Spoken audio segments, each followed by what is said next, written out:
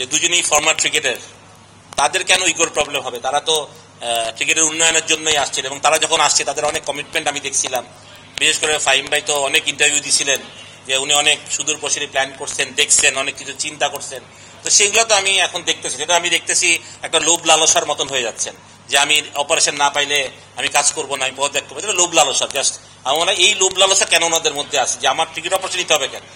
আমি যদি অন্য কমিটির চেয়ারম্যান হবো, আমি ওখানে সার্ভ করতে পারবো না কেন? If I am a person to serve here, তা আমার কেন থাকতে হবে যে না আমি ব্যথা পাবো কেন? উনি কি ক্রিকেট অপারেশনের মাস্টার?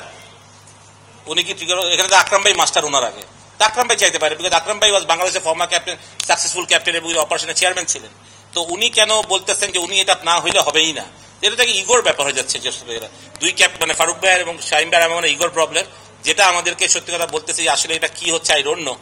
আর এতগুলা অল্প ডাইরেক্টর দিয়ে ফারুক ভাই জন্য হয়তো বোর্ড চালানো কষ্টই হচ্ছে, সেটা কেন ফারুক ভাই নতুন ডাইরেক্টরদেরকে নিচ্ছেন না? যাদেরকে ওনারা নিতে চান নিয়ে নিলেই পারেন।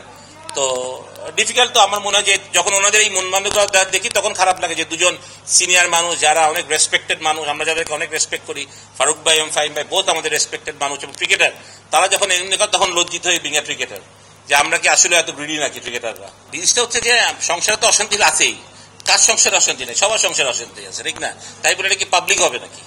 আমার কথাটা তো ফারুক ভাই ফাহিম ভাই দুজনেই অনেক সিনিয়র মানুষ, এবং ফাহিম ভাই তো ডেফিনেটলি আমাদের সবার গুরু, আমাদের ক্রিকেট প্রশিক্ষক বা আমাদের সাথে অনেক বছর, এবং উনি এত বিচক্ষণ মানুষ। উনি এটা পাবলিক করবেন কেন?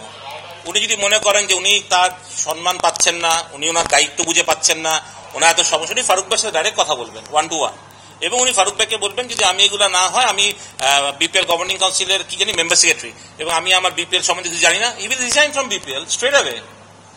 এটা তো পাবলিক বড় দরকার নেই, স্ট্রেট অ্যাওয়ে রিজাইন করবেন, বলবেন আমি বিপিএল এর সাথে, যেহেতু আমি জানি না। তো বিপিএল যদি একটা ইনসিডেন্ট হয় তখন তো আমাকে ব্লেম করবে as a member secretary, right? তো আমার কথা হচ্ছে যে এই কথাটা, এবং আমার কথাটা এই জিনিসটা যেটা দেয়ালের চার দেয়ালের ভিতরেই শেষ হতে পারতো, সেটা আমরা সারা বাংলাদেশের মানুষ কেন জানবে?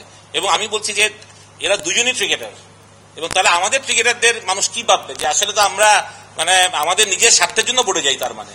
এই কথাটা ভাবাটা তো খুবই স্বাভাবিক হয়ে যাচ্ছে। আমাদের সব ক্রিকেটারের জন্য তো এটা খুবই লজ্জাজনক একটা ব্যাপার আমি মনে করি। দুজন সিনিয়র মানুষ যেটা করলেন, আমাদের দেশে যত ক্রিকেটার আছে, আমরা যারা ন্যাশনাল টিম খেলি বা ন্যাশনাল টিমের বাইরে যত ক্রিকেটার, তাদের সবার জন্য খুব লজ্জাজনক যে তাদের এই যে ইগো প্রবলেম বা তাদের এই যে কারাকারির প্রবলেম চলতেছে, যে কে প্রেসিডেন্ট হবেন বা কে অপারেশনের চেয়ারম্যান হবেন বা কে ডেভেলপমেন্টের চেয়ারম্যান হবেন। ইটস ভেরি ফানি অ্যান্ড লজ্জাজনক আমাদের।